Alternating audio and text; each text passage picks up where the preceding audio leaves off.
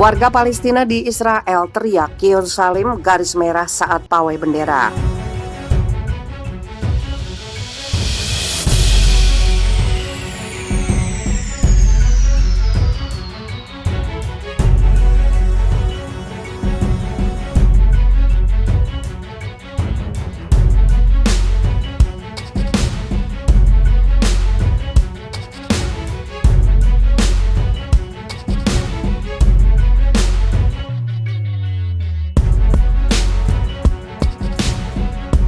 Ratusan warga Palestina di Israel mengambil bagian dalam pawai bendera Palestina yang diselenggarakan pada Jumat 9 Juli di kota Al-Fam, Israel. Aksi unjuk rasa itu dilaporkan Arab48.com. Pawai bendera Palestina diselenggarakan pemuda Palestina dan disponsori faksi-faksi Palestina dan para tokoh masyarakat Israel. Bendera Palestina dikabarkan selama pawai oleh warga Palestina yang mengenakan kefie Palestina sambil meneriakkan slogan-slogan anti pendudukan Israel. Di antara slogan-slogan yang diteriakkan yaitu Yerusalem adalah garis merah. Pawai itu dilakukan sebagai tanggapan terhadap pawai bendera Israel yang diselenggarakan setiap tahun pada 15 Juni. Aksi itu juga sebagai protes terhadap agresi Israel yang terus-menerus di Sheikh Jarrah, Silwan, dan Masjid Al-Aqsa. Ketegangan di wilayah itu meningkat seiring serangan dan penggusuran oleh Israel terhadap warga Palestina. Pengeboman di jalur Gaza oleh Israel juga semakin memperkeruh konflik yang sudah mudah terbakar.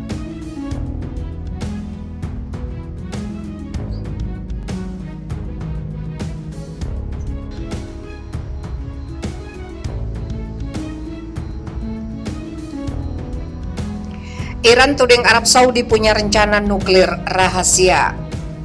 Dua negara Timur Tengah yang telah lama bersaing, Iran dan Arab Saudi, kembali menemukan diri mereka dalam perselisihan di tengah upaya untuk memulihkan hubungan. Terbaru, kedua pejabat negara itu berbalas pantun terkait program nuklir Iran. Duta Besar Iran untuk Badan Energi Atom Internasional, Kazem Garibabadi, meminta pengawas nuklir internasional itu untuk memeriksa aktivitas nuklir Arab Saudi. Untuk Kerajaan Arab Saudi, IAEA tidak diberikan otoritas verifikasi minimum yang diperlukan. Kegagalan untuk menerapkan perlindungan dengan membatalkan protokol jumlah kecil dapat memungkinkan mereka untuk menyembunyikan kegiatan nuklir tertentu tanpa mereka tunduk pada inspeksi IAEA. Tweet Garibabadi seperti dikutip dari Sputnik Sabtu 10 Juli. Sebelumnya, seorang pejabat Kementerian Luar Negeri Arab Saudi yang tidak disebutkan namanya mengungkapkan keprihatinan negara monarki di Teluk Arab itu atas program nuklir Iran. Program nuklir Republik Islam menimbulkan ancaman bagi keamanan regional. Riyadh sangat prihatin dengan peningkatan laju aktivitas nuklir Iran dan pengembangan kemampuan yang tidak konsisten dengan tujuan damai, kata pejabat itu. Pejabat tersebut menyebutkan bahwa Arab Saudi menganggap rencana Iran untuk memproduksi 60% uranium yang diperkaya murni dan 20% logam uranium kemurnian untuk menimbulkan ancaman yang meningkat terhadap rezim non-proliferasi dan untuk menghambat upaya untuk mencapai kesepakatan nuklir komprehensif yang menjamin global dan keamanan dan stabilitas regional.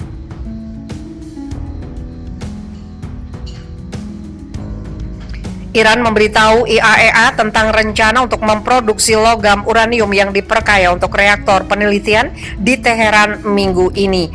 Dengan Garibabadi menunjukkan bahwa langkah itu akan secara substansial meningkatkan kemampuan Iran untuk memproduksi radiofarmasi dan menjadikan Republik Islam Iran salah satu negara terkemuka di bidang teknologi nuklir.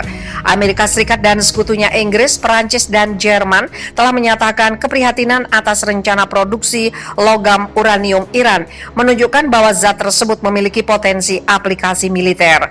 Teheran telah menepis kekhawatiran ini, menunjukkan bahwa logam uranium adalah komponen untuk produksi silisida, bahan bakar nuklir canggih, dan mengingat bahwa itu tetap tidak terikat oleh ketentuan rencana aksi komprehensif bersama. Setelah Washington dengan keputusan sepihak untuk menarik diri dari perjanjian pada tahun 2018, persyaratan perjanjian perjanjian mencakup komitmen untuk memberikan bantuan kepada Iran untuk meningkatkan kualitas industri radiofarmasinya. Tetapi penandatanganan kesepakatan yang tersisa telah gagal memenuhi komitmen ini setelah penarikan Amerika Serikat dari perjanjian tersebut.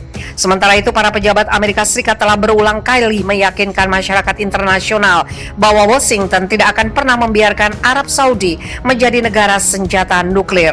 Menunjukkan perkembangan seperti itu akan mengancam keamanan Israel, satu-satunya negara di Timur Tengah yang diduga memiliki senjata nuklir.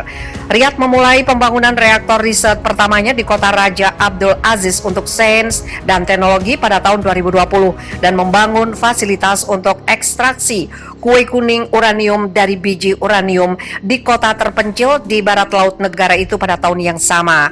Pada bulan September 2020, media Inggris melaporkan bahwa Sekdom mungkin telah mengumpulkan cukup biji uranium untuk menghasilkan bahan-bahan nuklir, dan ahli geologi telah menemukan deposit biji uranium di 3 lokasi terpisah di seluruh negeri. Dalam perkembangan terkait, media Amerika Serikat telah melaporkan bahwa badan-badan intelijen telah melihat apa yang tampaknya menjadi situs nuklir yang tidak diumumkan di dekat kota Arab Saudi Al-Uyainah. Arab Saudi adalah penanda tanganan perjanjian non-proliferasi dan belum menyatakan secara terbuka ambisi untuk membangun senjata nuklir. Namun pada 2018, Menteri Luar Negeri Arab Saudi Adel Al-Jubeir mengatakan kepada wartawan bahwa jika Iran diizinkan membangun nuklir, Riyadh akan melakukan segala yang mereka bisa untuk melakukan hal yang sama. Teheran telah lama mengatakan bahwa mereka tidak memiliki rencana untuk memiliki senjata nuklir dengan program nuklirnya sangat terbatas pada kegiatan komersial damai dan sesuai dengan hukum internasional. Negara itu menolak senjata pemusnah massal pada tahun 1980-an ketika selama perang Iran-Irak tahun 1980-1988. Negara itu menahan diri dari menggunakan persediaan senjata kimianya untuk membalas serangan kimia Irak terhadap tentara dan kota-kotanya. Iran kemudian menghancurkan senjata-senjata ini sebelum menandatangani konvensi senjata kimia pada pertengahan 1990-an. Komentar Gary Babadi tentang potensi kegiatan nuklir Arab Saudi bukan pertama kalinya. Diplomat Iran ini kerap mengkritik tetangga Iran dan masyarakat internasional atas dugaan standar ganda mereka terkait dengan masalah nuklir.